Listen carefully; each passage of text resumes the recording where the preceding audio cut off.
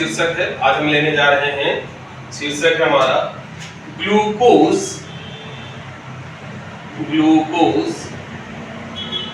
की रासायनिक क्रियाएं। ग्लूकोज की रासायनिक क्रियाएं। तो चलिए पहले देख लेते हैं ग्लूकोज, इसका आणविक सूत्र क्या है? यह है C6H12O6। ये एक Eldhose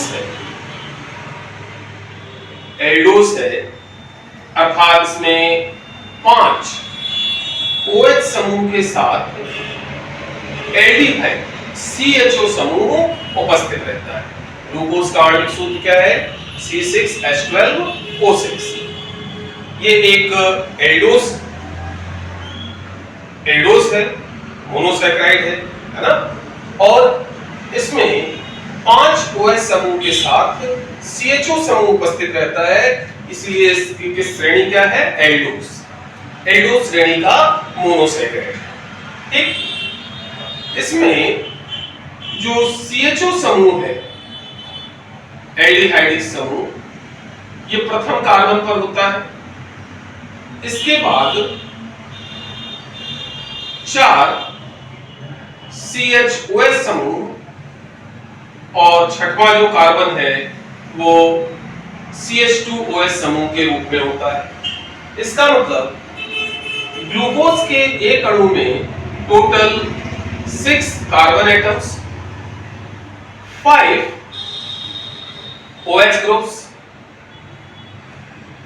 CHO group, aldehydic group, इसके साथ में CO ग्रुप, CO समूह, ये सभी यहां पर उपस्थित हैं।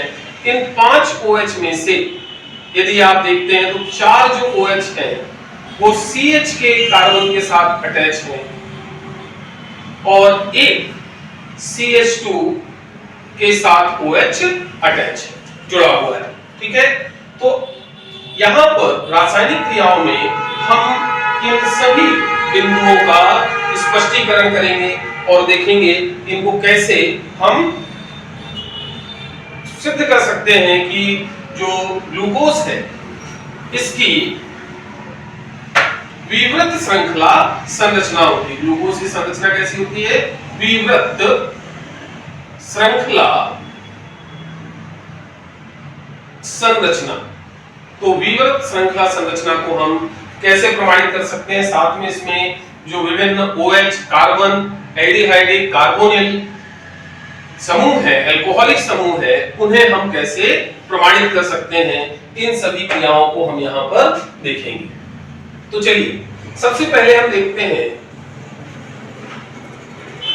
ग्लूकोज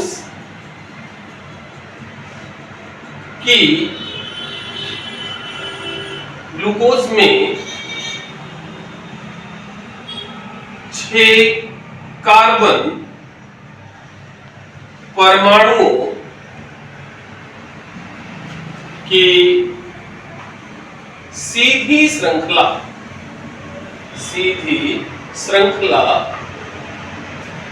होती है। ग्लूकोज में 6 कार्बन परमाणुओं की सीधी श्रृंखला होती है। तो देखिए, जब हम glucose CHO, CHOH whole 4 CH2OH, ये क्या हो गया हमारा? ग्लूकोज। जब इसे हाइड्रोजन आयोडाइड के साथ गर्म किया जाता है तो यह ग्लूकोज बनाता है CH3 CH2 होल 4 CH3, मतलब N-हेक्सेन को फॉर्म करता है। ठीक है, N-हेक्सेन बनाता है। ठीक, साथ में यदि हमें यहां पर इसे बैलेंस करके लिखना है तो H2O जल के अणु और आयोडीन के अणु निष्कासित होते हैं। मुख्यतः यहाँ क्या है? ग्लूकोज तो HI के साथ गर्म करने पर N-हेक्सेन बनता है। इस N-हेक्सेन का जो निर्माण है वह ये प्रमाणित करता है कि ग्लूकोज में 6 कार्बन परमाणुओं की सीधी श्रृंखला होती है। ठीक है, चलिए आगे बढ़ते हैं और नेक्स्ट इसके घटक पर आते हैं। ग्लूकोज में जो एल्डिहाइडिक समूह है, एल्डिहाइड क्या है? कार्बोनिल यौगिक है। यहां पर CO समूह उपस्थित है, CHOH4 CH2OH, ये हमारा ग्लूकोज हो गया, ग्लूकोज। अब इसमें आप देख रहे हैं कि ये CO समूह उपस्थित है। इसका प्रमाणीकरण हम दो तरह से कर सकते हैं। पहला hydroxyl amine NH2OH, hydroxyl amine के साथ जब ग्लूकोज को गर्म किया जाता है तो हाइड्रोक्सिल एमीन कार्बोनिल समूह पर क्रिया करता है और इस तरह से H2O के अणु का निष्कासन होने से कार्बन नाइट्रोजन द्विबंध निर्मित हो जाते हैं।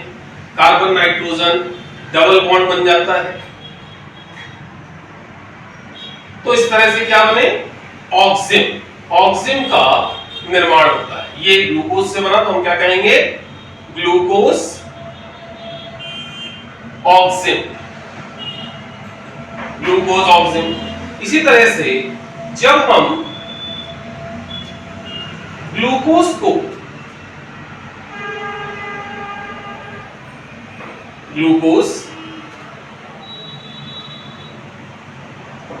इसे हाइड्रोजन साइनाइड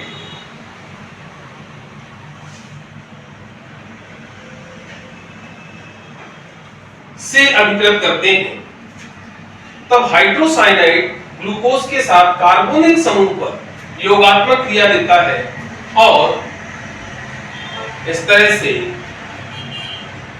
OHCl कार्बोनिल समूह पर जुड़ जाते हैं और यहां पर निर्मित होता है साइनोहाइड्रिन। कार्बोनिल समूह पर हाइड्रोजन साइनाइड के साथ के योग से बनने वाले यौगिक क्या है? साइनोहाइड्रिन। तो यहां पर बनता है ग्लूकोज साइनोहाइड्रिन,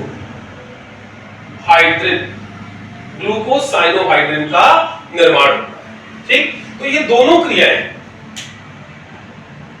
हाइड्रोक्सिल एमीन से ऑक्सिन का बनना और हाइड्रोजन साइनाइड के योग से ग्लूकोज साइनोहाइड्रिन का बनना, ये प्रमाणित करती हैं कि हमारे ग्लूकोज में कार्बोनिल समूह उपस्थित होता है।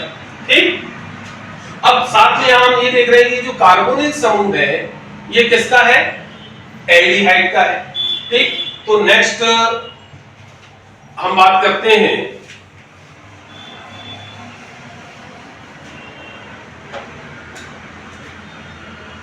ग्लूकोज का कार्बोनिल समूह किसका होता है? एल्डिहाइड का, एल्डिहाइडिक होता है। कैसे प्रमाणित करेंगे कि ग्लूकोज का जो कार्बोनिल समूह है वह एल्डिहाइडिक होता है? तो इसके लिए बहुत सिंपल सी चीज ध्यान रखें। CHOH4 CH2OH, ये हमारा क्या हो गया? ग्लूकोज। जब इसे हम दुर्बल ऑक्सीकरण जैसे Br2 जल के साथ अभिकृत कराते हैं तो जो एल्डिहाइडिक समूह है ये कार्बोक्सिलिक अम्ल समूह में ऑक्सीकृत हो जाता है और इस तरह से निर्मित होते हैं COOH CHOH4 CH2OH,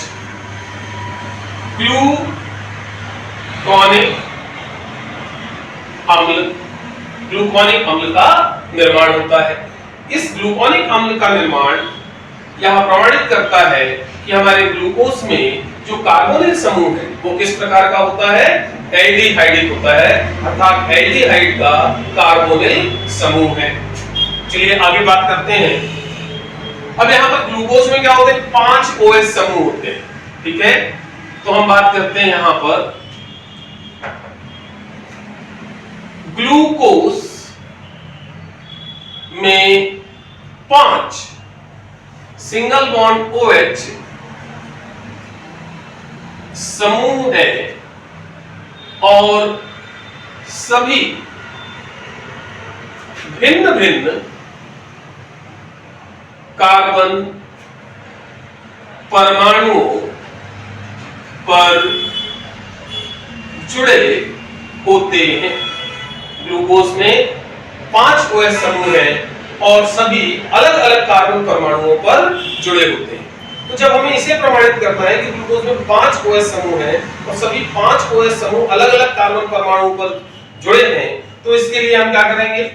ग्लूकोज अर्थात CHO CHOH होल 4 CH2OH, जब हम इसकी क्रिया एसिटल क्लोराइड से कराते हैं, ग्लूकोज, ये हमारा ग्लूकोज हो गया, acetyl chloride CH3COCl acetyl chloride, जब इसके साथ ग्लूकोज विलयन को गर्म किया जाता है तो यहां क्या होता है? एस्टरीकरण की क्रिया होती है और जो OH समूह है ये OOC CH3 एसीटेट समूह में बदल जाते हैं, होल 4 CH2 OOC CH3।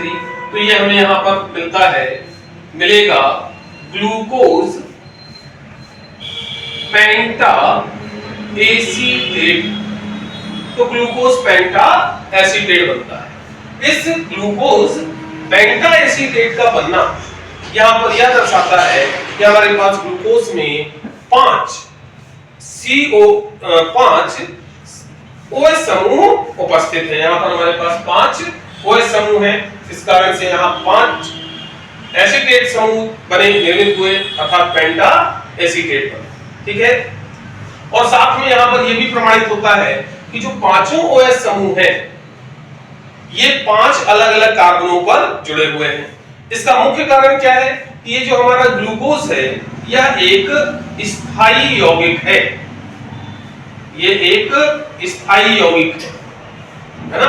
और एक नहीं, कई बार हम आपसे चर्चा कर चुके हैं कि कोई भी स्थायी यौगिक हो तो उसमें जो OH समूह है एक कार्बन पर एक से ज्यादा कभी नहीं हो सकता, एक कार्बन पर केवल एक ही OH समूह हो सकता है, ठीक है। क्या बताया था हमने कि जैसे इंसान ये OH समूह वाला यौगिक है C2H5OH, इसका जब अधिक सेवन कर लेता है, याद आ गया? हाँ, जब अधिक सेवन कर लेता है तो क्या होता है? लुढ़कने लगता है, क्या है? एल्कोहल। इसमें एक कार्बन के साथ एक OH समूह जुड़ा होता है और तो कार्बन जो है एक OH समूह को झेल जाता है, लेकिन एक से ज्यादा OH समूह कार्बन पर नहीं हो सकते। क्या बताया था? कार्बन क्या करने लगता है? वोमिटिंग कर देता है। अगर ज्यादा OH समूह आए तो अगला स्टेप क्या होता है? निर्जलीकरण होता है, जल बाहर निकल जाता है। लेकिन यहां पर मतलब अगर एक से ज्यादा OH कार्बन पर है तो वो यौगिक कभी स्थायी नहीं होता, ठीक है, अस्थायी होता है और तुरंत निर्जलीकरण से स्थायी यौगिक का निर्माण कर देता है। ग्लूकोज हमारा एक स्थायी यौगिक है जो इस चीज को प्रमाणित करता है कि ग्लूकोज में पांचों OH समूह अलग अलग कार्बन परमाणुओं पर जुड़े हुए हैं, ठीक है। तो यहाँ पर जब हमने एसिटल क्लोराइड से क्रिया कराई, ग्लूकोज पेंटा एसीटेट का निर्माण हुआ, जो ये प्रमाणित कर रहा है कि ग्लूकोज में 5 OH समूह हैं। साथ ही साथ में पेंटा एसीटेट बन रहा है, मतलब 5 OH समूह तो है। ग्लूकोज क्या है? स्थायी यौगिक है। तो इससे यह प्रमाणित होता है कि पांचों OH समूह अलग अलग कार्बन पर ही जुड़े हुए हैं, क्योंकि स्थायी यौगिकों में एक कार्बन परमाणु पर एक से ज्यादा OH समूह नहीं हो सकते हैं, ठीक। चलिए अब दूसरी चीज यहां पर देखते हैं ग्लूकोज में एक प्राथमिक OH समूह भी है। यहां देखें ग्लूकोज में एक प्राथमिक कार्बन से जुड़ा सिंगल बॉन्ड OH समूह होता है। ग्लूकोज में 5 OH समूह होते हैं और उनमें से एक प्राथमिक कार्बन से जुड़ा हुआ OH होता है, मतलब प्राथमिक अल्कोहलिक समूह भी होता है। ठीक है, तो इसे प्रमाणित करने के लिए जब हम ग्लूकोज को CHOH होल 4 CH2OH को प्रबल ऑक्सीकारक जैसे सांद्र HNO3 से ऑक्सीकृत कराते हैं तो यहां पर निर्मित होता है COOH CHOH होल 4 COOH। ठीक है, हेक्सेन में डाइओइक अम्ल बना सैकेरिक अम्ल। ठीक है, ये भी ध्यान रहे कि पहले हमने ग्लूकोनिक अम्ल बनाया था दुर्बल ऑक्सीकारक ब्रोमीन जल के साथ क्रिया कराकर, तो ये यहां पर जो ग्लूकोज है हमारा ये किसमें परिवर्तित हो गया था? ऑक्सीकरण से किसके द्वारा? ब्रोमीन जल Br2 जल से ऑक्सीकृत होकर के इसने बनाया था COOH CHOH होल 4 CH2OH, मतलब ग्लूकोनिक अम्ल। लेकिन यदि ग्लूकोज को हम प्रबल ऑक्सीकारक से ऑक्सीकृत कर देते हैं तो सीधे क्या बन जाता है? सैकेरिक अम्ल बन जाता है। अगर इसकी जगह ग्लूकोनिक अम्ल है COOH CHOH होल 4 CH2OH और इसे भी हम प्रबल ऑक्सीकारक से ऑक्सीकृत करते हैं, HNO3 से ऑक्सीकृत करते हैं, तो ये भी किसमें परिवर्तित हो जाता है? सैकेरिक अम्ल में परिवर्तित हो जाता है। COOH CHOH होल 4 COOH सैकेरिक अम्ल बनाता है। तो इस तरह से ग्लूकोज के प्रबल ऑक्सीकारकों द्वारा ऑक्सीकरण से सैकेरिक अम्ल का बनना यह निर्धारित करता है कि ग्लूकोज में एक प्राथमिक अल्कोहलिक समूह उपस्थित होता है। ठीक है, तो इस तरह से ये सारी चीजें सिद्ध करती हैं कि ग्लूकोज की विवृत श्रृंखला संरचना होती है। ये सारी क्रियाएं इस चीज को प्रमाणित कर रही हैं कि ग्लूकोज की विवृत श्रृंखला संरचना होती है। तो हमने अभी तक क्या बात की, एक बार फिर से जल्दी से देख लेते हैं। पहली चीज हमने कहा ग्लूकोज का आणविक सूत्र क्या था? C6H12O6। ये एक क्या है? ग्लूकोज क्या है? एक हेक्सोज है, साथ में या एक एल्डोस है। इसका मतलब इसमें OH समूह के साथ साथ CHO समूह उपस्थित होता है। ठीक, फिर इसके बाद हमने पहली क्रिया की कि इसमें 6 कार्बन की श्रृंखला होती है। ग्लूकोज में 6 कार्बन की श्रृंखला होती है। इसे प्रमाणित करने के लिए हमने ग्लूकोज को HI के साथ अभियुक्त किया। क्या बना? N-हेक्सेन, जिससे प्रमाणित होता है कि ग्लूकोज की 6 कार्बन की विवृत श्रृंखला, खुली श्रृंखला संरचना होती है। फिर उसके बाद हमने कहा कि ग्लूकोज में CO समूह होता है, कार्बोनिल समूह होता है।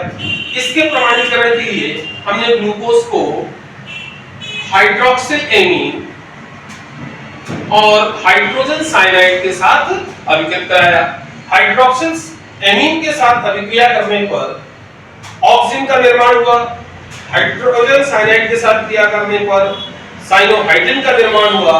ये दोनों ही क्रियाएं ग्लूकोज में CO समूह की उपस्थिति को प्रमाणित करती हैं। फिर तीसरी हमने बात की कि ग्लूकोज में ये जो कार्बोनिल समूह है यह एल्डिहाइडिक होता है ना। ये पहले हमने बात की कि ग्लूकोज में कार्बोनिल समूह होता है। उसके बाद फिर हमने बात की कि ग्लूकोज में जो कार्बोनिल समूह है वो कैसा होता है, एल्डिहाइडिक कार्बोनिल समूह होता है। और इसे प्रमाणित करने के लिए हमने ग्लूकोज की क्रिया दुर्बल आक्सीकारक और यहां पर हमने उपयोग किया ब्रोमीन जल का। ब्रोमीन जल से कराई, जिससे क्या बना, ग्लूकोनिक अम्ल बना। ब्रोमीन जल की क्रिया से ग्लूकोनिक अम्ल का बनना यह निर्धारित करता है कि ग्लूकोज में जो कार्बोनिल समूह होता है वह एल्डिहाइड का होता है, अर्थात एल्डिहाइडिक होता है। इसके पश्चात हमने बात की कि ग्लूकोज में 5 सिंगल बॉन्ड OH समूह होते हैं।